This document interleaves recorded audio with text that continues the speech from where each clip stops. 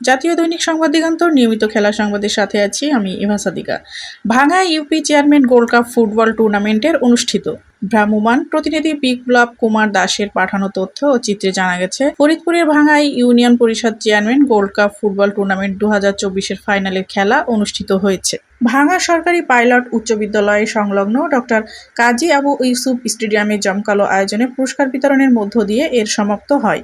খেলায় ঘাড়ুয়া ইউনিয়ন পরিষদ চেয়ারম্যান একাদশ তুজারপুর ইউনিয়ন পরিষদ চেয়ারম্যান একাদশকে টাইব্রেকারে 5-4 গোলে পরাজিত করে।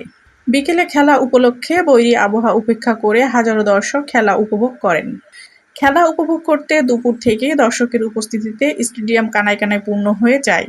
উপজেলা নির্বাহী কর্মকর্তা বিএম ক্ষুদ্রার সভাপতিত্বে খেলায় প্রধান অতিথি হিসাবে উপস্থিত থেকে ফরিদপুর 4 আসনের সংসদ সদস্য মুজিবুর রহমান চৌধুরী নিক্স পুরো সময় খেলা উপভোগ করেন এবং বিজয়ীদের মাঝে পুরস্কার প্রদান করেন।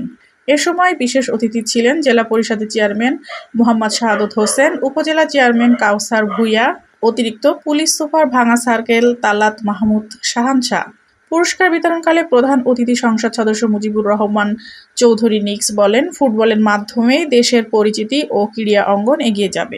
এতে আরও উপস্থিত ছিলেন চরভদ্রাসান উপজেলা চেয়ারম্যান মোহাম্মদ আনোয়ার আলী, ভাঙ্গা উপজেলা মৎস্য কর্মকর্তা দেবলা চক্রবর্তী, সমাজসেবা কর্মকর্তা মমিনুর রহমান, মাধ্যমিক শিক্ষা কর্মকর্তা মোহাম্মদ জালাল উদ্দিন, নির্বাচন কর্মকর্তা মোহাম্মদ হাসেন উদ্দিন, পরিবার পরিকল্পনা কর্মকর্তা রবিন বিশ্বাস প্রমুখ।